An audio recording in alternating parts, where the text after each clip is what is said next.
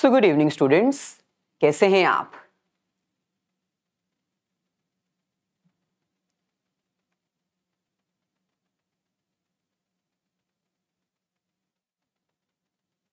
चलिए, जैसे कि हम आपको ऑलरेडी बता चुके हैं कि इकोनॉमिक्स का टर्म 2 का सिलेबस क्या है और ये सारा ही सिलेबस हम आपको लाइव क्लासेस के थ्रू पूरा कंप्लीट करवाएंगे।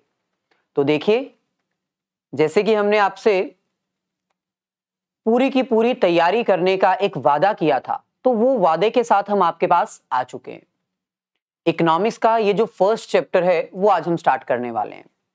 टर्म 1 में आपका मनी और बैंकिंग, गवर्नमेंट बजट और foreign exchange rate, balance of payment, ये सब आया था, हमने सब आपको करवाया था। सिमिलरली अब हम टर्म 2 के साथ भी आ चुके हैं और टर्म 2 के जो भी टॉपिक्स हैं इकोनॉमिक्स के, अकाउंट्स के, बिजनेस के, सारे कवर करेंगे। आज हमारे पास इकोनॉमिक्स का सेशन है, तो आज हम इकोनॉमिक्स के फर्स्ट चैप्टर से स्टार्ट करेंगे बहुत ही डिटेल में। और क्योंकि ये लाइव क्लासेस हैं तो ऑब्वियसली अगर कोई भी डाउट रहेगा ड्यूरिंग दिस सेशन आप कमेंट करके पूछ सकते हैं। Okay, very good evening Manmohan, हम एकदम बढ़िया हैं, एकदम फर्स्ट क्लास। आप बताइए आप कैसे हैं भाई। जल्दी से, लाइव क्लासेस का जो बेनिफिट है वो यही रहता है कि आप अपने डाउट्स भी साथ के साथ क्लैरिफाई कर सकते हैं। तो वीडियो को लाइक और शेयर कर दीजिए, अपने सभी फ्रेंड्स को भी बुला लाइए। फिर आज का कॉन्सेप्ट स्टार्ट करते हैं। बहुत ही ईजी, बहुत ही इंटरेस्टिंग। ये सारी पीडीएफ्स आपको हमारे टेलीग्राम ग्रुप पे मिल जाएगी। तो टेलीग्राम ग्रुप अगर ज्वाइन नहीं किया है तो कर लो, क्योंकि अगर आपको ये पीडीएफ्स चाहिए या फिर अगर कोई भी डाउट का सॉल्यूशन चाहिए तो टेलीग्राम पर आप डिस्कस कर सकते हैं। टेलीग्राम ग्रुप का लिंक डिस्क्रिप्शन में गिवन है। ओके,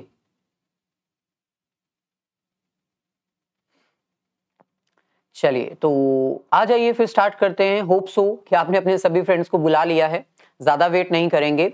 सो पहला ही चैप्टर आपका है national income accounting, aggregates related to national income, some basic concepts of macro economics. तो आपने थंबनेल तो देख लिया ना। आज हम सम बेसिक कॉन्सेप्ट्स करने वाले हैं, मैक्रो इकोनॉमिक्स के बारे में डिटेल में जानकारी लेने वाले हैं। चलिए भाई, हमने लेट जरूर स्टार्ट किया है। हम मानते हैं कि टर्म 2 की प्रिपरेशन हमने लेट जरूर स्टार्ट की है, लेकिन आपने एक कहावत सुनी है ना, slow and steady wins the race. जो धीरे धीरे आराम से हर एक कॉन्सेप्ट को समझ के चलता है वही जीतता है। जो हड़बड़ी करता है, गड़बड़ी करता है, फास्ट भागता है, उसके कुछ ना कुछ कॉन्सेप्ट्स छूट जाते हैं। तो हम आपको आराम से डिटेल में सारा कंटेंट प्रोवाइड करेंगे, बस थोड़ा सा धैर्य बंधाए रखिए।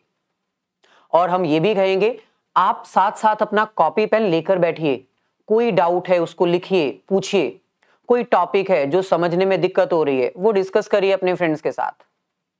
और आपको नोट्स तो मिल ही जाएंगे, लेकिन आप अपने लेवल पर भी नोट्स जरूर प्रिपेयर करिए। तो करें फिर आज का कॉन्सेप्ट स्टार्ट। सभी आ चुके हैं?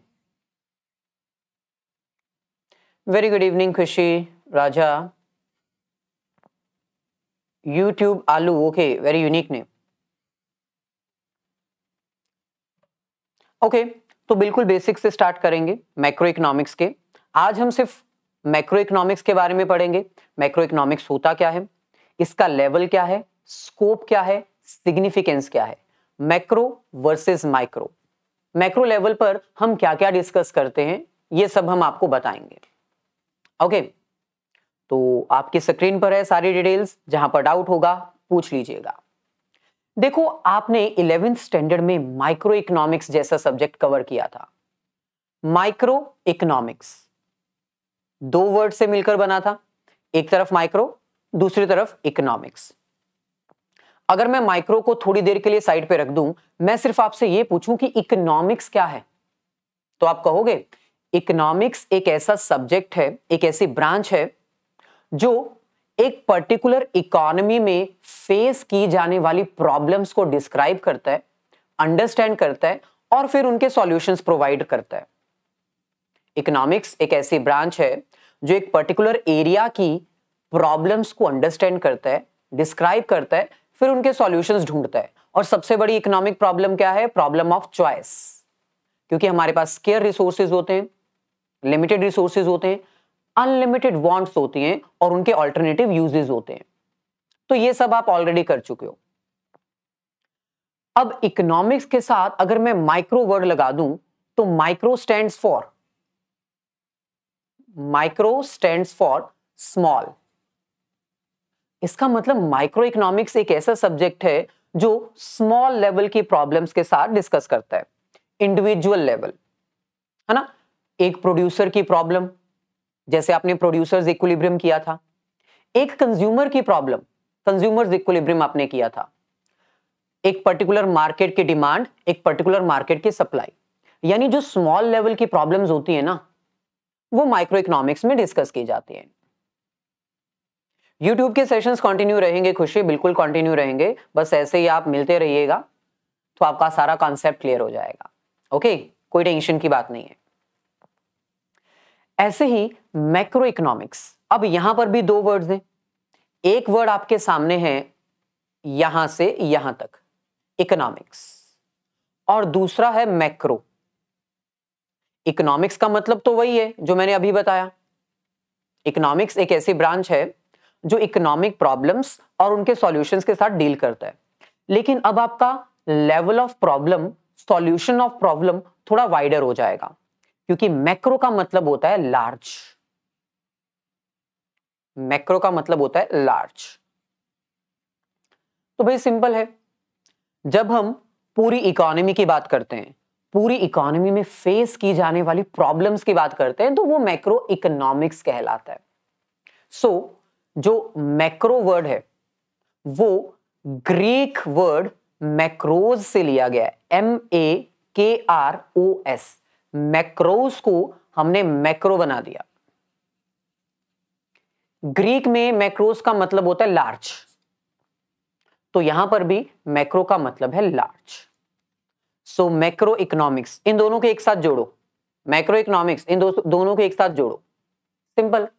मैक्रो इकोनॉमिक्स एक ऐसी ब्रांच है जो इकोनॉमिक प्रॉब्लम्स के साथ डील करती है, प्रॉब्लम को डिस्क्राइब करती है और फिर उनके सॉल्यूशंस को फाइंड आउट करती है। लेकिन इसका लेवल क्या होगा? Wider level, problem in the whole economy. यानी ये एक लार्ज एरिया को कवर करेगी, लार्ज एरिया की प्रॉब्लम को डिस्क्राइब करेगी। यहां पर एक बहुत इंपॉर्टेंट डेफिनेशन दे रखी है, उसको ध्यान से पढ़ो। देखो क्या लिखा है according to McConnell. Macroeconomics examines the forest and not the tree। इस लाइन को पढ़ोगे तो सब कुछ समझ आ जाएगा। Macroeconomics examines the forest and not the tree। यानी Macroeconomics एक ऐसी ब्रांच है जो पूरे के पूरे फॉरेस्ट को एग्जामिन करती है, पूरी इकोनॉमी की प्रॉब्लम को देखती है, एक इंडिविजुअल प्रॉब्लम को नहीं, एक अकेले पेड़ को नहीं देखती, वो पूरे फॉरेस्ट की प्रॉब्लम को अंडरस्टैंड करती है। So same example macro economics में फिट बैठती है। मैक्रो इकोनॉमिक्स एक ऐसा ब्रांच है जो पूरी इकोनॉमी की प्रॉब्लम को देखती है और इंडिविजुअल प्रॉब्लम्स के ऊपर ज्यादा ध्यान नहीं देती। Thus, it analyzes and establishes the functional relation between aggregates। इसका मतलब मैक्रो इकोनॉमिक्स एक ऐसी ब्रांच है जो एनालाइज करती है और इस्टेब्लिश करती है relation between different aggregates in the whole economy. यानी इकोनॉमी में जो डिफरेंट एग्रीगेट्स होते हैं ना, जैसे aggregate demand, aggregate supply, aggregate investment, aggregate consumption, aggregate saving, इन सबको ये डिस्कस करती है। Individual demand, individual supply, market demand, market supply, consumption, small level की प्रॉब्लम्स की तरफ नहीं देखती है, ये बड़े लेवल की प्रॉब्लम्स को अंडरस्टैंड करती है और फिर सॉल्यूशंस प्रोवाइड करती है। सो इसका मतलब macro economics studies the economic behaviour of large aggregates such as overall condition of the economy. यानी इन शॉर्ट हम ये कह सकते हैं कि मैक्रो इकोनॉमिक्स जो है वो पूरी इकोनॉमी की प्रॉब्लम को डिस्कस करती है। अगर हम थोड़ा इलैबोरेट करें, अगर हम थोड़ा डिटेल में जाएं, तो मैक्रो इकोनॉमिक्स के लेवल पर हम क्या क्या स्टडी कर सकते हैं। जैसे माइक्रो इकोनॉमिक्स में आपने क्या क्या स्टडी किया था, याद है? Consumer behaviour, consumer equilibrium, under utility approach, cardinal approach. Production, concept of cost, producers equilibrium, market condition, perfect market, market equilibrium. यानी ये सब इंडिविजुअल लेवल की प्रॉब्लम्स थी और इंडिविजुअल लेवल के सॉल्यूशंस आप रीड आउट कर चुके हो। अब मैक्रो इकोनॉमिक्स जो है ना, वो बड़े लेवल की प्रॉब्लम्स को देखती है। वो एक इंडिविजुअल पर्सन की इनकम, इंडिविजुअल पर्सन की कंजम्पशन पैटर्न के ऊपर ध्यान नहीं देती। ये बात करती है पूरी ही नेशनल इनकम की, यानी एक इकोनॉमी में कितनी एम्प्लॉयमेंट है, कितनी प्रोडक्शन है, कितनी गुड्स और सर्विसेज प्रोड्यूस की जा रही हैं, कितना इनकम लेवल है। Then general price level. जैसे माइक्रो इकोनॉमिक्स में आपने फाइंड आउट किया था कि मार्केट में प्राइस कैसे डिटरमाइन किया जाता है, याद है? परफेक्ट कंपटीशन में आपने याद किया था कि प्राइस कैसे डिसाइड होता है। लेकिन यहां पर मैक्रो इकोनॉमिक्स में हम एक पर्टिकुलर प्रोडक्ट के प्राइस की बात नहीं करते, हम जनरल प्राइस लेवल की बात करते हैं। जनरल प्राइस लेवल का मतलब होता है price of all goods and services in the economy. Price of all goods and services in the economy. मतलब जनरली, नॉर्मली मार्केट में गुड्स और सर्विसेज का प्राइस क्या हो रहा है, इन्फ्लेट हो रहा है या डिफ्लेट हो रहा है, यानी बढ़ रहा है या कम हो रहा है। ऐसे ही मैक्रो लेवल पर हम और क्या डिस्कस करते हैं, balance of trade and payment. भाई ये तो आप कर चुके हो टर्म 1 में, BOP, current account, capital account. Current account for export and import of goods, याद है? Capital account for borrowings and investment. So macro level पर हम balance of trade and balance of payment भी डिस्कस करते हैं। इसके साथ external value of money. External value of money का मतलब है foreign exchange rate of domestic currency, यानी हमारी करेंसी की फॉरेन मार्केट में क्या एक्सचेंज वैल्यू है, ये भी आप कर चुके हो टर्म 1 में। देन मैक्रो लेवल पर हम सेविंग्स और इन्वेस्टमेंट भी देखते हैं, यानी एक इकोनॉमी में सेविंग्स कितनी है, एग्रीगेट सेविंग्स और एग्रीगेट इन्वेस्टमेंट कितनी है, ये भी हम फाइंड आउट करते हैं। हेलो अदिति, कैसे हैं आप? इसके साथ ही मैक्रो लेवल पर हम employment versus unemployment, employment policies, programmes जो लॉन्च किए जाते हैं गवर्नमेंट के द्वारा, इकोनॉमिक ग्रोथ ये भी देखते हैं, पॉवर्टी स्टेटस भी देखते हैं। यानी इन शॉर्ट हम ये कह सकते हैं कि माइक्रो इकोनॉमिक्स तो भाई इंडिविजुअल लेवल की प्रॉब्लम्स को देखता था, मैक्रो इकोनॉमिक्स लार्ज लेवल की प्रॉब्लम्स को देखता है और उनके सॉल्यूशंस फाइंड आउट करता है। आगे बढ़ते हैं, स्कोप ऑफ मैक्रो इकोनॉमिक्स। वैसे मैंने अभी आपको बता दिया कि मैक्रो इकोनॉमिक्स का स्कोप क्या है, यानी मैक्रो इकोनॉमिक्स कहां कहां स्टडी की जाती है, मैक्रो इकोनॉमिक्स के अंदर क्या क्या आता है, मैक्रो इकोनॉमिक्स में क्या क्या इंक्लूड किया जाता है। तो first scope, that is estimation of national income and related aggregates. ये आपका पहला चैप्टर है। भाई मैक्रो इकोनॉमिक्स एक ऐसा सब्जेक्ट मैटर है जो पूरी इकोनॉमी में कितनी इनकम है, कितना प्रोडक्शन लेवल है, कितनी एम्प्लॉयमेंट है, यानी जीडीपी कितनी है, ये फाइंड आउट करने में हेल्प करता है। ना सिर्फ जीडीपी के अलावा अगर हम और भी कुछ कैलकुलेट करना चाहते हैं ना, और भी एक्स्ट्रा वैल्यूज फाइंड आउट करना चाहते हैं, तो मैक्रो इकोनॉमिक्स हमें मदद करता है। आपको पता होगा नेशनल इनकम को कैलकुलेट करने के 3 मेथड्स होते हैं, वैल्यू एडेड मेथड जिसको हम प्रोडक्ट मेथड भी कहते हैं, इनकम मेथड और एक्सपेंडिचर मेथड। ये 3 मेथड्स होते हैं जिसकी हेल्प से हम एक इकोनॉमी की नेशनल इनकम इजीली कैलकुलेट कर सकते हैं। सो फर्स्ट स्कोप क्या है, मैक्रो इकोनॉमिक्स कहां यूज होता है? Macro economics is used to estimate national income of an economy along with its related aggregates. यानी मैक्रो इकोनॉमिक्स एक ऐसा सब्जेक्ट है, एक ऐसी ब्रांच है जो एक इकोनॉमी की नेशनल इनकम को कैलकुलेट करने में, एस्टिमेट करने में इंपॉर्टेंट रोल परफॉर्म करता है।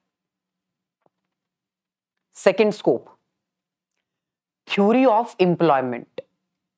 थ्योरी ऑफ एम्प्लॉयमेंट अभी आपके सिलेबस में नहीं है, लेकिन macro economics theory of employment के लिए एक इंपॉर्टेंट सब्जेक्ट मैटर है, एक इंपॉर्टेंट फील्ड है।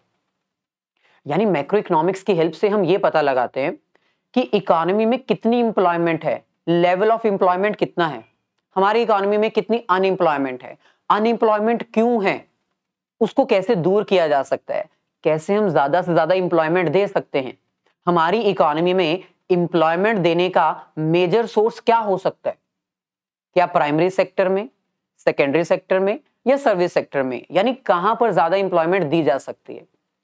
तो ये सब भी मैक्रो इकोनॉमिक्स का ही स्कोप है। यहां पर आप एक बार रीड आउट कर सकते हो, macro economics studies the theories related to employment और अनएम्प्लॉयमेंट। यानी एक इकोनॉमी में कितनी एम्प्लॉयमेंट है, कितनी अनएम्प्लॉयमेंट है, क्यों है, कैसे एम्प्लॉयमेंट दी जा सकती है, ये सब मैक्रो इकोनॉमिक्स में आता है। क्लियर, यहां तक कोई डाउट? नेक्स्ट, मैक्रो इकोनॉमिक्स और क्या स्टडी करता है? थ्योरी ऑफ मनी, ये आप कर चुके हो, थ्योरी ऑफ मनी आप कर चुके हो। आपको याद है मनी और बैंकिंग का आपने चैप्टर किया था, उसमें आपने देखा था कि मनी की इन्वेंशन कैसे हुई, कैसे कॉमर्शियल बैंक्स मार्केट में मनी क्रिएट करते हैं और कैसे reserve bank of India money को कंट्रोल करता है। सो ये भी तो मैक्रो इकोनॉमिक्स का ही पार्ट है, तभी तो आपने मैक्रो इकोनॉमिक्स में किया। So third scope, macro economics और क्या बताता है आपको? मैक्रो इकोनॉमिक्स ये बताता है कि मनी कैसे क्रिएट होती है, क्या प्रोसेस होता है, कॉमर्शियल बैंक्स कैसे मनी क्रिएट करते हैं। याद है ना, प्राइमरी डिपॉजिट्स, सेकेंडरी डिपॉजिट्स, तो वो सब आपको मैक्रो इकोनॉमिक्स में देखने को मिलता है जो आप कर चुके हो। सो इसके अलावा सेंट्रल बैंक का क्या रोल होता है, कैसे मार्केट में मनी रेगुलेट की जाती है, कैसे कंट्रोल किया जाता है, ये भी मैक्रो इकोनॉमिक्स का स्कोप है। सो याद रखो, जब भी आपको एग्जाम में मैक्रो इकोनॉमिक्स का स्कोप आएगा ना, तो ये सारे पॉइंट्स आपको एक्सप्लेन करने पड़ेंगे, और क्योंकि सब्जेक्टिव एग्जाम है तो आपको इसी तरह एक्सप्लेनेशन देनी होगी। नेक्स्ट, यहां तक कोई डाउट नहीं है ना? Next point, next scope, theory of general price level, that is inflationary and deflationary gap. देखो मनी और बैंकिंग तो आपने फर्स्ट टर्म में ही कर लिया था, इन्फ्लेशनरी और डिफ्लेशनरी गैप ये टॉपिक आपके सिलेबस में अब है, अब आप करोगे, तो मैं अभी इसके बारे में ज्यादा डिटेल में नहीं बताऊंगा। हाँ, बस इतना बता देता हूं कि मैक्रो इकोनॉमिक्स में एग्रीगेट डिमांड और एग्रीगेट सप्लाई के कॉन्सेप्ट की हेल्प से आपको यह बताया जाता है कि एक इकोनॉमी में इन्फ्लेशन है या डिफ्लेशन है। वैसे देखा जाए तो कॉन्सेप्ट आसान है, एक तरफ हमारे पास होती है एग्रीगेट डिमांड और एक तरफ हमारे पास होती है एग्रीगेट सप्लाई। अगर मार्केट में डिमांड ज्यादा है एज कंपेयर टू सप्लाई, भाई जब डिमांड ज्यादा होती है, प्रोडक्ट की डिमांड बहुत ज्यादा होती है, तो बताओ मार्केट में क्या होता है, जल्दी से कमेंट में बताओ। अगर किसी प्रोडक्ट की बहुत ज्यादा डिमांड है लेकिन मार्केट में उसकी सप्लाई नहीं है, तो प्रोडक्ट महंगा होगा या सस्ता होगा, इन्फ्लेशन और डिफ्लेशन? ऑब्वियसली इन्फ्लेशन होगी, है ना? इन्फ्लेशन ही तो होगी ना जब बहुत ज्यादा डिमांड होगी।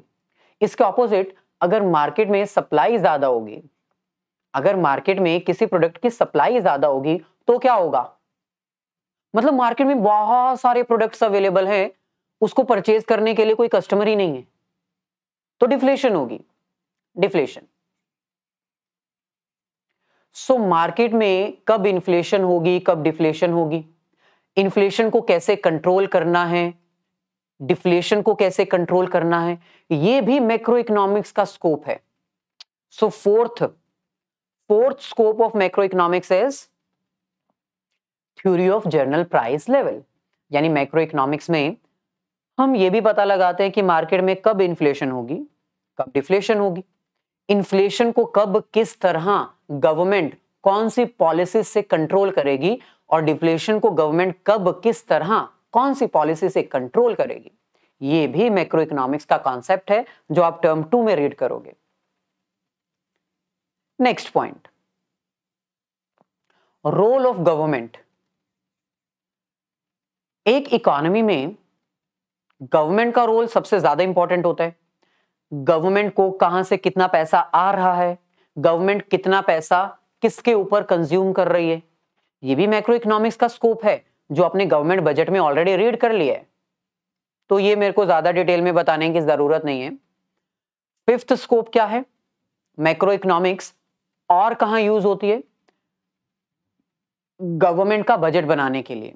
सो गवर्नमेंट जब बजट बनाती है तो मार्केट कंडीशन को देखती है कि मार्केट में इन्फ्लेशन है या डिफ्लेशन है, लेवल ऑफ प्रोडक्शन क्या है, कितनी इकोनॉमिक एक्टिविटीज परफॉर्म हो रही हैं, टैक्स बढ़ाना है या कम करना है, ये सब मैक्रो इकोनॉमिक्स के अंदर आता है। ओके, स्कोप खत्म। मैक्रो इकोनॉमिक्स होता क्या है, इसके जो स्कोप है वो कहां कहां है, यानी हम मैक्रो इकोनॉमिक्स की फील्ड कहां तक लेकर जा सकते हैं। आई होप यहां तक कोई डाउट नहीं है। अब आगे बढ़ते हैं और बात करते हैं micro economics versus macro economics की। Micro economics versus macro economics, मैंने अभी लेक्चर के बिगिनिंग में आपको बताया, इकोनॉमिक्स का मतलब यहां पर वही है, दोनों में लास्ट वर्ड जो है वो इकोनॉमिक्स है, और इकोनॉमिक्स का मीनिंग तो वही होगा,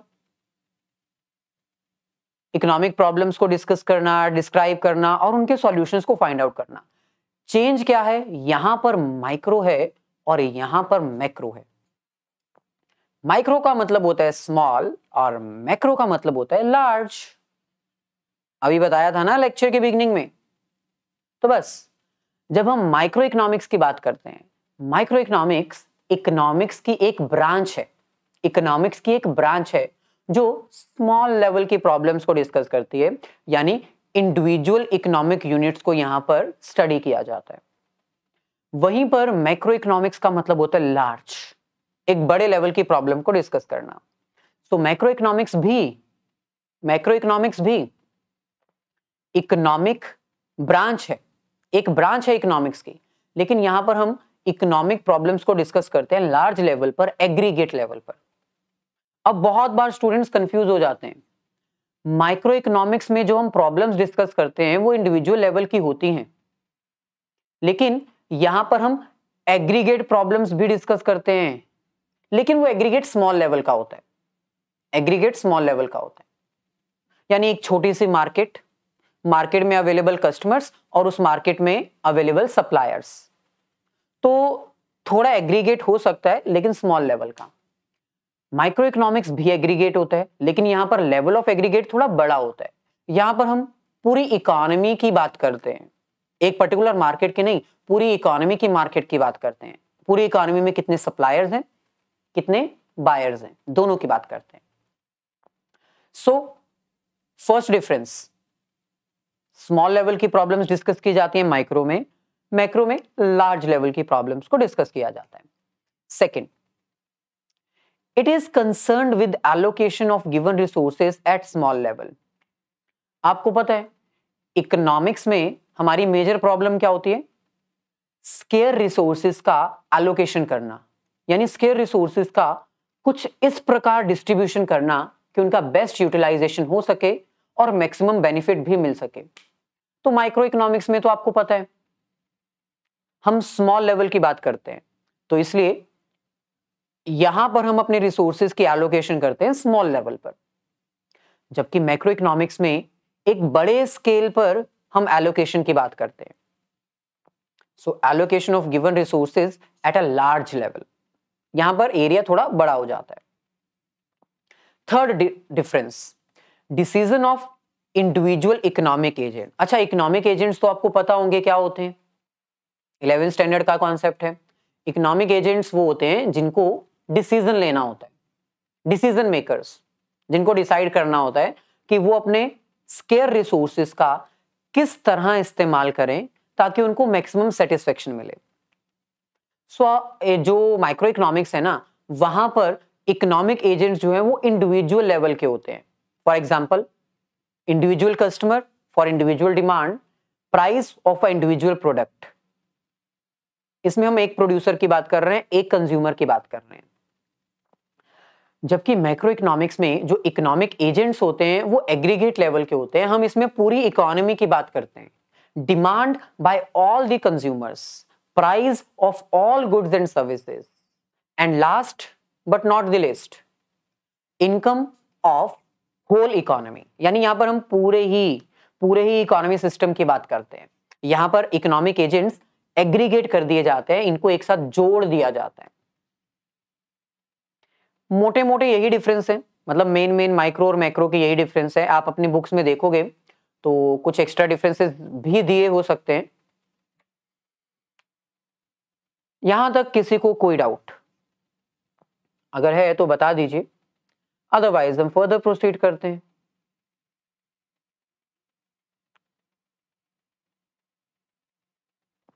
ओके देखो, हमने आपको मैक्रो इकोनॉमिक्स के बारे में बता दिया, उसका स्कोप बता दिया, उसके जो डिफरेंसेस है वो भी बता दिए। अब हम थोड़ा सा आगे बढ़ते हैं, मैक्रो इकोनॉमिक्स को थोड़ा डिटेल में, थोड़ा एकदम घुस के डेप्थ में अंडरस्टैंड करते हैं। अभी तक आपको इतना पता चल गया, मैक्रो इकोनॉमिक्स यानी इकोनॉमिक्स की एक ऐसी ब्रांच जो मैक्रो लेवल पर एक इकोनॉमी की प्रॉब्लम्स को डिस्कस करती है, डिस्क्राइब करती है, फिर उनके सॉल्यूशंस ढूंढती है। इसका मतलब हम ये कह सकते हैं कि जब हम मैक्रो इकोनॉमिक्स का सब्जेक्ट रीड करते हैं तो यहां पर पूरी इकोनॉमी की प्रॉब्लम्स डिस्कस की जाती हैं, स्टडी की जाती हैं। मैक्रो इकोनॉमिक्स एक ऐसी ब्रांच है जहां पर हम सभी फैक्टर्स को एग्रीगेट करके स्टडी करते हैं, एकदम इकट्ठा जोड़कर। अगर हम इनकम की बात करें तो पूरी इकोनॉमी की इनकम की बात करते हैं। अगर हम डिमांड की बात करें तो पूरी इकोनॉमी में जो डिमांड पैटर्न है उसकी बात करते हैं। अगर हम सप्लाई की बात करें तो पूरी इकोनॉमी में जो सप्लाई फैक्टर्स हैं उसकी बात करते हैं। यानी यहां पर मैक्रो इकोनॉमिक्स में कुछ भी इंडिविजुअल लेवल का डिस्कस नहीं किया जाता है, यहां पर सब होल इकोनॉमी के अकॉर्डिंग एग्रीगेट करके डिस्कस होता है। तो इसका मतलब जितने भी वेरिएबल्स यहां पर हम आपको एक्सप्लेन करेंगे, जितने भी वेरिएबल्स हम यहां पर आपको एक्सप्लेन करेंगे वो पूरी इकोनॉमी को रिप्रेजेंट करते होंगे, इसलिए हम इसको मैक्रो इकोनॉमिक्स कहते हैं। For example, aggregate demand and aggregate supply. मैंने अकेला डिमांड नहीं बोला, मैंने अकेला सप्लाई नहीं बोला।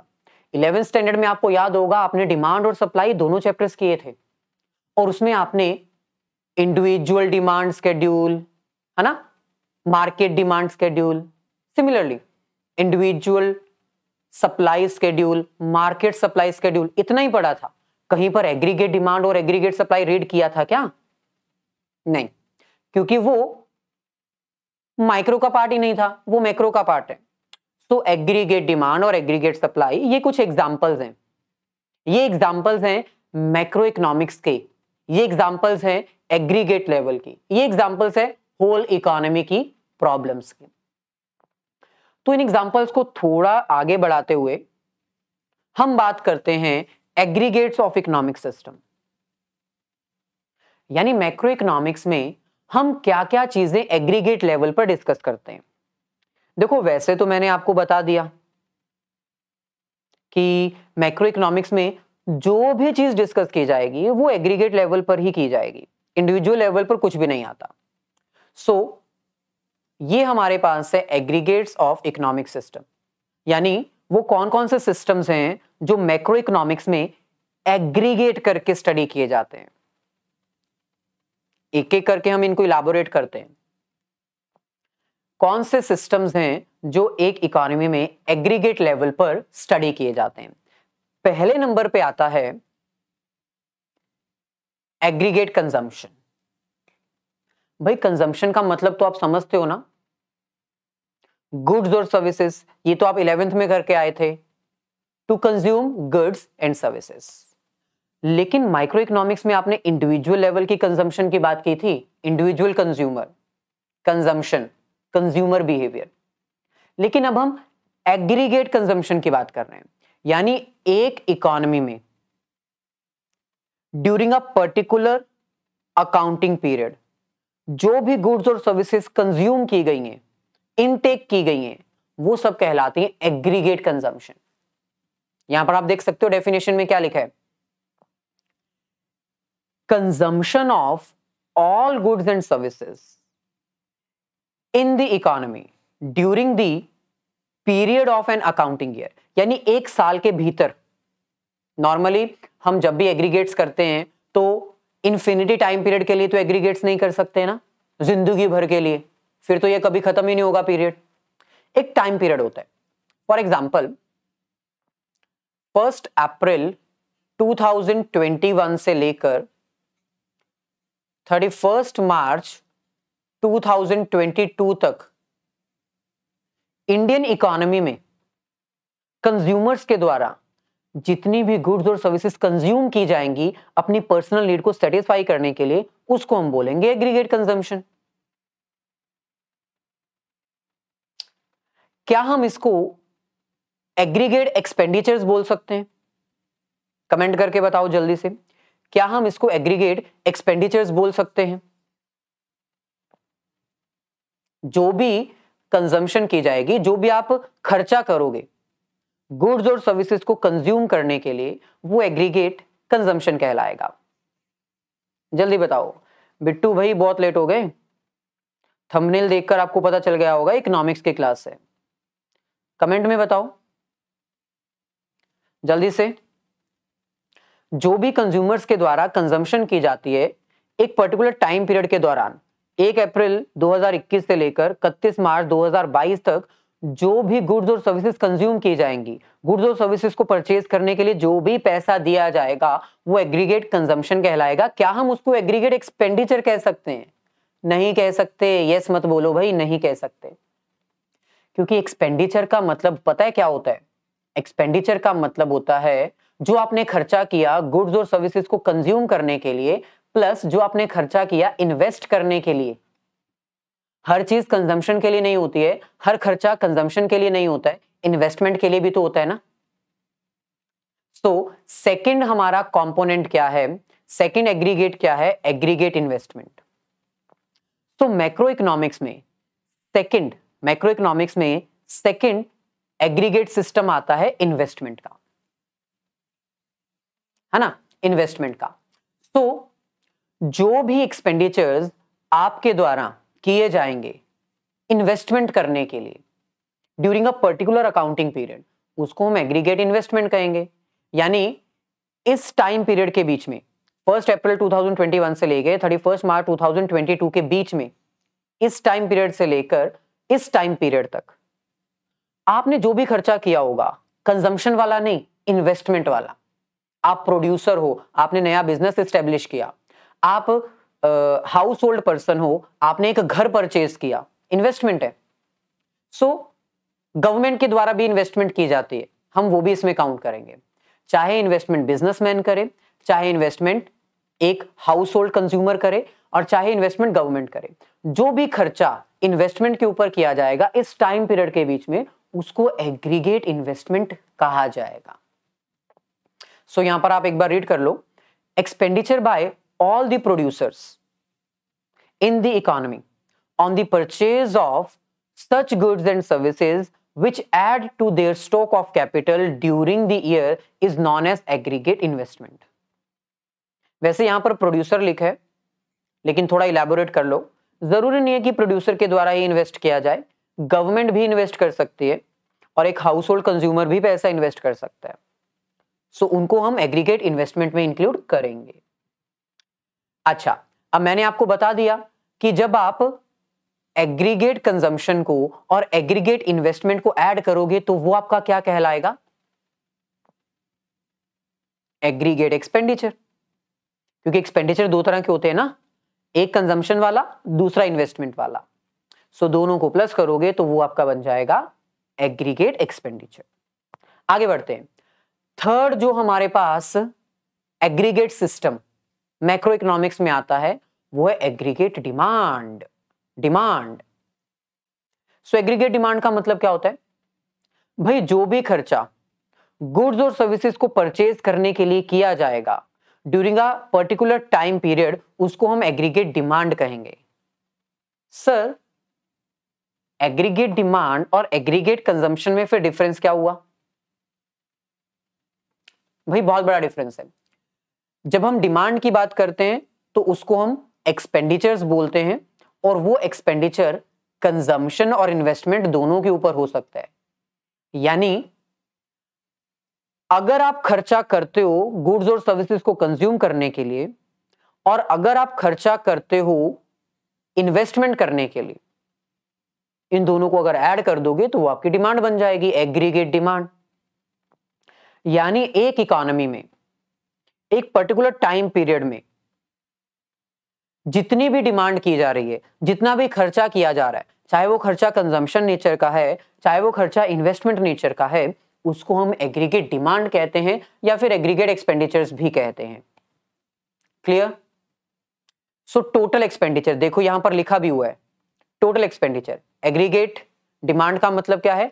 Total expenditure on the purchase of all goods and services, सब तरह की गुड्स और सर्विसेज, चाहे वो कंजम्पशन वाली है चाहे वो इन्वेस्टमेंट वाली है, उनके ऊपर जो भी खर्चा किया जाएगा during a particular time period, उसको हम एग्रीगेट डिमांड कहेंगे। Next, aggregate supply. सिंपल है भाई, डिमांड में हम परचेजिंग की बात करते हैं, सप्लाई में हम प्रोड्यूसर की बात करेंगे जो मार्केट में गुड्स और सर्विसेज सप्लाई करता है। तो इसको भी एक बार देख लो, एग्रीगेट सप्लाई। एक पर्टिकुलर टाइम पीरियड के बीच में मार्केट में जितने भी सप्लायर्स हैं, मार्केट में जितने भी सप्लायर्स हैं, उन सभी की सप्लाई को अगर ऐड कर दिया जाए, जितने भी गुड्स और सर्विसेज एक पर्टिकुलर टाइम पीरियड में मैन्युफैक्चर हो रही हैं, जो मार्केट में सप्लाई की जा रही हैं फॉर सेल पर्पस, उन सबको जब हम ऐड कर देंगे, जब उनका हम टोटल कर देंगे, तो वो कहलाएगा aggregate supply. So it is total supply during a particular accounting period. Accounting period वही रहेगा जो मैंने अभी आपको बताया है ना, एक पर्टिकुलर अकाउंटिंग पीरियड जो कि नॉर्मली 12 महीने यानी 1 साल का होता है। हेलो आशुतोष, हेलो कुमार, कैसे हैं आप?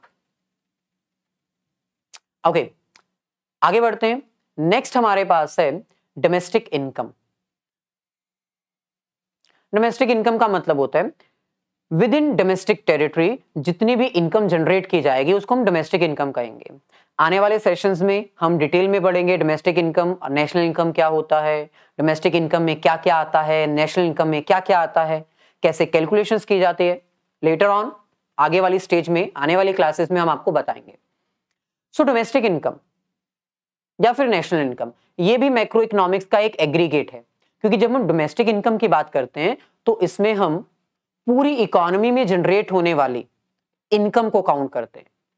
डोमेस्टिक टेरिटरी यानी जो हमारी फिजिकल बाउंड्रीज है ना, नॉर्थ साउथ ईस्ट वेस्ट, इसके बीच में जो भी इनकम जनरेट की जाएगी वो सब आएगी डोमेस्टिक इनकम में। सो जहां तक हमारी बाउंड्रीज हैं, फिजिकल बाउंड्रीज इंडिया की, उसमें डोमेस्टिक इनकम काउंट की जाएगी। नेक्स्ट एग्रीगेट हमारे पास है जर्नल प्राइस लेवल। ये भी मैं आपको बता चुका हूं, एक इकोनॉमी में हर प्रोडक्ट का अपना प्राइस होता है, लेकिन ऑन एन एवरेज मार्केट में प्रोडक्ट्स के प्राइसेस बढ़ रहे हैं या कम हो रहे हैं। ये भी मैक्रो इकोनॉमिक्स का एग्रीगेट है। यानी जब हम मैक्रो इकोनॉमिक्स के एग्रीगेट सिस्टम की बात करते हैं तो इन एग्रीगेट सिस्टम्स में हम all over the economy products के प्राइसेस क्या क्या हैं, इन्फ्लेटेड हैं या डिफ्लेटेड हैं, ये भी डिस्क्राइब करते हैं। आपको याद होगा आपने 11th में स्टैटिस्टिक्स फॉर इकोनॉमिक्स में इंडेक्स नंबर का चैप्टर किया होगा। वो इंडेक्स नंबर की हेल्प से, उस इंडेक्स नंबर की हेल्प से हम पूरी इकोनॉमी में प्रोडक्ट के प्राइसेस कैसे हैं, इन्फ्लेटेड हैं या डिफ्लेटेड हैं, वो डिस्क्राइब करते हैं। सो इन शॉर्ट ये सब हमारे क्या हैं, ये जो मैंने अभी आपको एक्सप्लेन किए ये क्या हैं, ये मैक्रो इकोनॉमिक्स के एग्रीगेट इकोनॉमिक सिस्टम कहलाते हैं। यानी जब भी हम इनकी बात करते हैं, जब भी मैं डिमांड की बात करूं मैक्रो इकोनॉमिक्स में तो समझ जाना मैं एग्रीगेट डिमांड की बात कर रहा हूं। जब भी मैं इन्वेस्टमेंट, सप्लाई, इनकम, प्राइस की बात करूं तो समझ जाना ये एग्रीगेट लेवल की बात हो रही है। ओके ओके, अब हम बात करते हैं 4 सेक्टर्स ऑफ मैक्रो इकोनॉमिक्स। देखो वैसे तो आपके सिलेबस में सिर्फ 2 ही सेक्टर्स आएंगे। Macro economics according to 2 sectors आपने स्टडी करना है, लेकिन कहीं कहीं जगह किसी किसी चैप्टर में 4 सेक्टर को भी अंडरटेक किया गया है। तो हम तो आपको 4 सेक्टर के अकॉर्डिंग सारा करवाएंगे ताकि आपकी एक्सप्लेनेशन और अच्छे से मजबूत हो सके। तो आ जाओ, एक इकोनॉमी में कौन कौन से सेक्टर्स एग्जिस्ट करते हैं। Number 1, house hold sector. अब हाउस होल्ड सेक्टर के बारे में तो आपको पता ही है ना, एक ऐसा सेक्टर जो कंज्यूमर कहलाता है, जो गुड्स और सर्विसेज कंज्यूम करता है ना।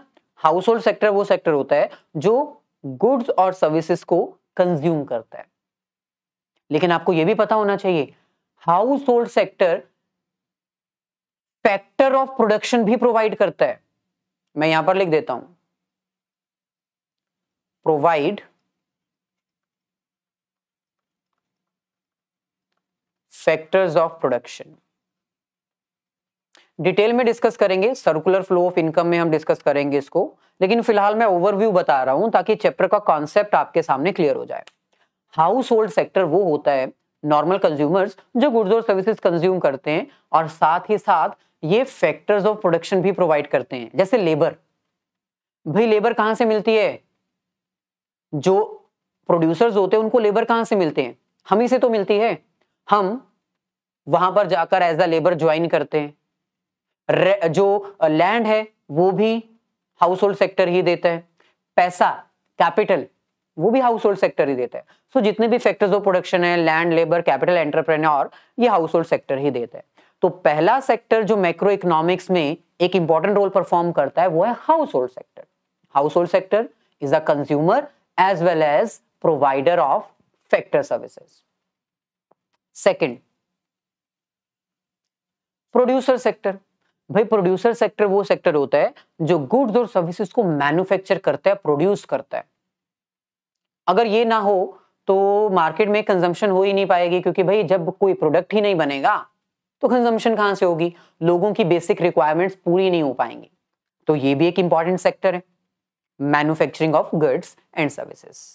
तो प्रोड्यूसर सेक्टर वो सेक्टर है जो गुड्स और सर्विसेज मैन्युफैक्चर करता है, कंज्यूमर्स की वांट्स को सेटिस्फाई करता है, लेकिन इसके साथ साथ ये फैक्टर सर्विसेज यूज भी करता है। User of factors of production, इसके बारे में भी आपको पता है। User of factors of production यानी हाउस होल्ड सेक्टर जो लैंड देता है वो प्रोड्यूसर सेक्टर यूज करता है, बदले में रेंट दे देता है। हाउस होल्ड सेक्टर जो लेबर की सप्लाई करता है, प्रोड्यूसर सेक्टर उसको यूज करता है और लेबर के बदले में वेजेस दे दी जाती हैं। कैपिटल जो हाउस होल्ड सेक्टर प्रोवाइड करता है प्रोड्यूसर सेक्टर को, प्रोड्यूसर सेक्टर इसको यूज करता है अपने बिजनेस में एज एन इन्वेस्टमेंट और फिर बदले में इंटरेस्ट दे देता है। तो इसका मतलब हम ये कह सकते हैं कि प्रोड्यूसर सेक्टर एक सेकंड सेक्टर है इकोनॉमी का जो गुड्स और सर्विसेज मैन्युफैक्चर करता है। कैसे मैन्युफैक्चर करता है? लैंड, लेबर, कैपिटल, एंटरप्रेन्योर को यूज करके। सो ये मैन्युफैक्चरर है एज वेल एज यूजर है। So producer sector is the producer of goods and services to satisfy human wants. It also uses different factors of production provided by the household sector. Household sector जो भी factor provide करता है वो इसको use करता है। Third sector that is government. तीसरे number पे कौन आता है? गवर्नमेंट। भाई गवर्नमेंट तो हर इकोनॉमी में एग्जिस्ट करती है। गवर्नमेंट का काम क्या होता है? एक, इकोनॉमिक स्टेबिलिटी प्रोवाइड करना, बेसिक इंफ्रास्ट्रक्चर प्रोवाइड करना, road connectivity, airlines, transportation facility provide करना, कम्युनिकेशन फैसिलिटीज प्रोवाइड करना, गुड्स और सर्विसेज मैन्युफैक्चर करना। पब्लिक गुड्स कौन बनाता है? पब्लिक गुड्स होती है ना, जैसे administration offices, police, court, public goods और सर्विसेज वो भी गवर्नमेंट बनाती है, कंज्यूमर उसको यूज करता है। इसके अलावा गवर्नमेंट सर्विसेज बनाती भी है, सेल भी करती है, प्रोडक्ट्स बनाती भी है, सेल भी करती है। क्या गवर्नमेंट यूज करती है? ऑब्वियसली यस, गवर्नमेंट बहुत सारी सर्विसेज यूज भी करती है। जैसे हमारी सर्विसेज, हम अगर गवर्नमेंट एम्प्लॉय बन जाएं अगर किसी को गवर्नमेंट जॉब मिल जाए तो भाई गवर्नमेंट हमारी सर्विसेज यूज कर रही है ना, तो गवर्नमेंट एक ऐसा सेक्टर है जो गुड्स और सर्विसेज मैन्युफैक्चर भी करता है, यूज भी करता है, लॉ एंड ऑर्डर मेंटेन भी करता है, सब्सिडी भी प्रोवाइड करता है, टैक्सेस भी चार्ज करता है। तो गवर्नमेंट एक ऐसा सेक्टर है। फोर्थ हमारे पास आता है रेस्ट ऑफ द वर्ल्ड। बाकी जो बचा हुआ है ना वो रेस्ट ऑफ द वर्ल्ड है। कई बार हमें इंपोर्ट करना पड़ता है, यानी सामान मंगवाना पड़ता है, और कई बार हमें सामान बेचना पड़ता है, एक्सपोर्ट करना पड़ता है। तो रेस्ट ऑफ द वर्ल्ड में क्या आता है? Import and export. क्लियर? चारों सेक्टर्स क्लियर? चलिए, सो लास्ट कॉन्सेप्ट, आज के सेशन का लास्ट कॉन्सेप्ट हमारे पास है सिग्निफिकेंस, जिससे हमारा ये पहला चैप्टर खत्म हो जाएगा, some basic concepts of macro economics. Macro economics होती क्या है, ये क्या क्या डिस्क्राइब करती है, इसकी स्कोप क्या है, इसकी जो एग्रीगेट लेवल का सिस्टम है वो कैसा है, मैंने आपको सब बता दिया। क्या अब आप बता सकते हो कि मैक्रो इकोनॉमिक्स कितना इंपॉर्टेंट है, इसकी क्या सिग्निफिकेंस है? तो सिग्निफिकेंस आपके सामने है, एक एक करके हम आपको एक्सप्लेन कर देते हैं। सिग्निफिकेंस का मतलब होता है इंपॉर्टेंस। सिग्निफिकेंस का मतलब यहां पर है इंपॉर्टेंस। तो मैक्रो इकोनॉमिक्स क्यों इंपॉर्टेंट है भाई? Number 1, description of the economy, describe the economy. भाई मैक्रो इकोनॉमिक्स इकोनॉमिक्स की एक ऐसी ब्रांच है जो पूरी इकोनॉमी को डिस्क्राइब करती है। मैक्रो इकोनॉमिक्स में हमारे पास कुछ ऐसी टेक्निक्स हैं, कुछ ऐसे टूल्स हैं जिससे हमें यह पता चल जाता है कि हमारी इकोनॉमी अंडर डेवलप्ड है, डेवलप्ड है या डेवलपिंग है। अंडर डेवलप्ड है, डेवलपिंग है या फिर डेवलप्ड है। देखो सिंपल सी बात है, मैक्रो इकोनॉमिक्स में हम नेशनल इनकम कैलकुलेट करते हैं, हमारी इकोनॉमी में एम्प्लॉयमेंट कितनी है, अनएम्प्लॉयमेंट कितनी है ये पता लगाते हैं, हमारी इकोनॉमी में प्रोडक्शन कितनी हो रही है। तो बस इन सभी चीजों से हमें पता चल जाएगा कि हमारी इकोनॉमी की सिचुएशन कैसी है, हमारी इकोनॉमी की डिटेल डिस्क्रिप्शन हमारे पास आ जाएगी। हमें पता चल जाएगा अगर हमारी इकोनॉमी में इनकम ज्यादा है, एम्प्लॉयमेंट ज्यादा है, लेवल ऑफ प्रोडक्शन ज्यादा है, तो इसका मतलब हम ऑलरेडी डेवलप्ड कंट्री हैं। लेकिन अगर एम्प्लॉयमेंट नहीं है, अनएम्प्लॉयमेंट है, अगर हमारी नेशनल इनकम बहुत कम है, पर कैपिटा इनकम बहुत कम है, तो हम अंडर डेवलप्ड या फिर डेवलपिंग कंट्री है।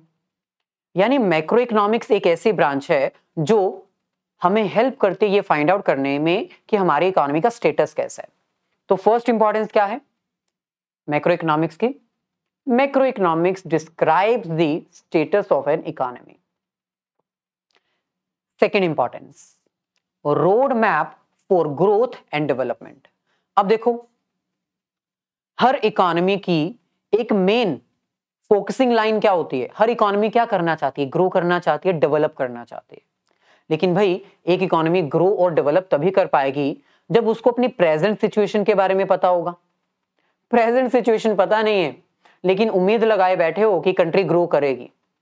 उम्मीद से कुछ नहीं होगा, हार्डवर्क करना पड़ेगा, है ना। 90% से अबव स्कोर करना चाहते हो तो देखना नहीं, समझना पड़ेगा, करना पड़ेगा, प्रैक्टिस करना पड़ेगा।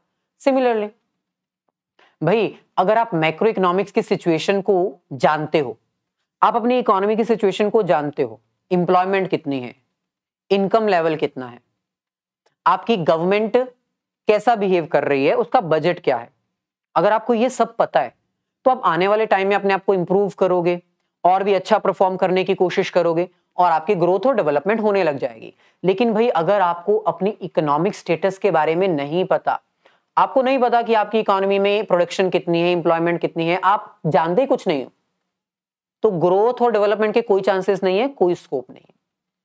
सो मैक्रो इकोनॉमिक्स की स्टडीज आपके लिए एक रोड मैप तैयार करती है, एक रास्ता बनाती है, बताती है ये करोगे तो ग्रोथ मिलेगी, डेवलपमेंट होगी। Third significance, economic stability. भाई मैक्रो इकोनॉमिक्स एक ऐसा सब्जेक्ट है जो आपको ना इकोनॉमिक स्टेबिलिटी के बारे में भी जागरूक करवाता है। मैंने अभी आपको बताया था मैक्रो इकोनॉमिक्स में हम एग्रीगेट डिमांड की बात करते हैं और एग्रीगेट सप्लाई की बात करते हैं। जब डिमांड ज्यादा होती है तो मार्केट में इन्फ्लेशन होती है,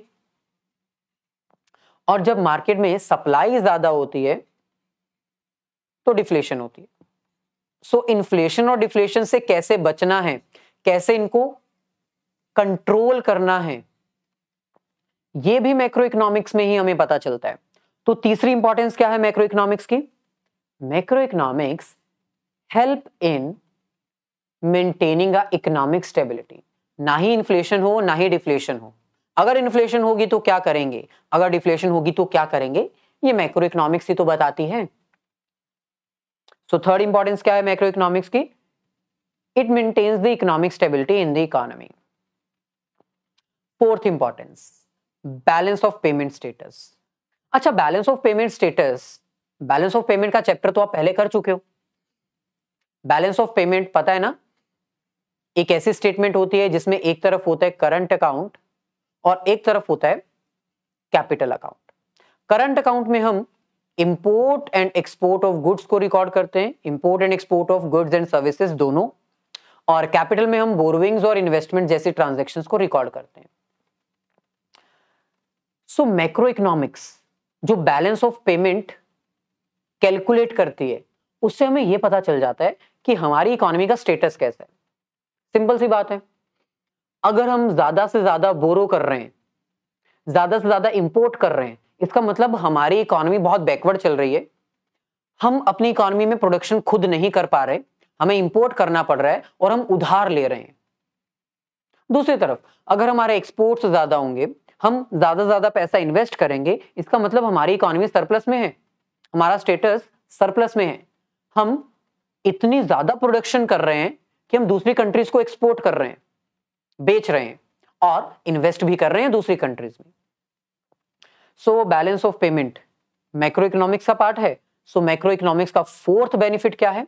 मैक्रो इकोनॉमिक्स से हमें यह पता चलता है कि हमारा बैलेंस ऑफ पेमेंट स्टेटस कैसा है। फिफ्थ पॉइंट हमारे पास है problem of poverty and environmental pollution. वैसे देखा जाए तो इसके लिए कोई रेदर टेक्निक नहीं बनाई गई है, लेकिन हाँ, पॉवर्टी और इन्वायरमेंट पॉल्यूशन ये एक इकोनॉमिक लेवल का प्रॉब्लम है, यानी पूरी इकोनॉमी में इसको फेस किया जा रहा है। पॉवर्टी क्यों है, क्या रीजन है, क्यों दूर नहीं हुई, क्या प्रोग्राम्स गवर्नमेंट को लॉन्च करने चाहिए पॉवर्टी को दूर करने के लिए। सिमिलरली इन्वायरमेंट पॉल्यूशन क्यों बढ़ रहा है, क्या रीजंस हैं, गवर्नमेंट इसमें क्या एक्शन ले रही है, गवर्नमेंट को क्या न्यू प्रोग्राम्स पॉलिसीज लॉन्च करने चाहिए, क्या पेनल्टीज चार्ज करनी चाहिए जो इन्वायरमेंट को पॉल्यूट कर रहे हैं। तो ये भी एक मैक्रो इकोनॉमिक्स का ही कॉन्सेप्ट है, यानी मैक्रो इकोनॉमिक्स में फिफ्थ सिग्निफिकेंस क्या है? मैक्रो इकोनॉमिक्स में हम पॉवर्टी और इन्वायरमेंट पॉल्यूशन जैसी प्रॉब्लम्स को भी सॉर्ट आउट करते हैं, डिस्कस करते हैं। फाइनली लास्ट हमारे पास है पॉलिसी फॉर्मुलेशन। भाई मैक्रो इकोनॉमिक्स यानी पूरी इकोनॉमिक लेवल की प्रॉब्लम को डिस्कस करना, डिस्क्राइब करना और फिर उनके सॉल्यूशंस को ढूंढना, यानी पॉलिसी बनाना, ये भी मैक्रो इकोनॉमिक्स की सिग्निफिकेंस है। यानी मैक्रो इकोनॉमिक्स इकोनॉमिक्स की एक ऐसी ब्रांच है जो पूरी इकोनॉमी की प्रॉब्लम को पहले तो डिस्क्राइब करती है, फिर प्रॉब्लम्स को अंडरस्टैंड करती है और फिर पॉलिसीज बनाकर सॉल्यूशंस भी ढूंढती है। जैसे मॉनेटरी पॉलिसीज आरबीआई के द्वारा बनाई जाती हैं, है ना। ऐसे ही फाइनेंशियल पॉलिसीज, फिस्कल पॉलिसीज जो कि फाइनेंस मिनिस्टर के द्वारा बनाई जाती है, गवर्नमेंट ऑफ इंडिया के द्वारा बनाई जाती है। Different budgetary policies, government budget policies. तो मैक्रो इकोनॉमिक्स एक ऐसा सब्जेक्ट है जो इकोनॉमी की प्रॉब्लम्स को डिस्क्राइब करती है, फिर सॉल्यूशंस ढूंढने के लिए पॉलिसीज बनाने में भी मदद करती है। इसके अलावा और भी बहुत सारी पॉलिसीज बनाई जाती है, जैसे फॉरेन ट्रेड पॉलिसीज, मतलब किस कंट्री के साथ हम कितना ट्रेड करेंगे, क्या इंपोर्ट टैक्सेस होंगे, क्या एक्सपोर्ट टैक्सेस होंगे, ये सब पॉलिसीज किसको देखकर बनाई जाती हैं? मैक्रो इकोनॉमिक्स को। पूरी इकोनॉमी की सिचुएशन को देखते हुए ये पॉलिसीज बनाई जाती हैं। So sixth advantage, sixth significance, sixth importance क्या है मैक्रो इकोनॉमिक्स की? कि मैक्रो इकोनॉमिक्स जो है वो तरह तरह के पॉलिसीज बनाने में हेल्पफुल होती है। सो यहां पर आज का कॉन्सेप्ट कंप्लीट हो जाता है।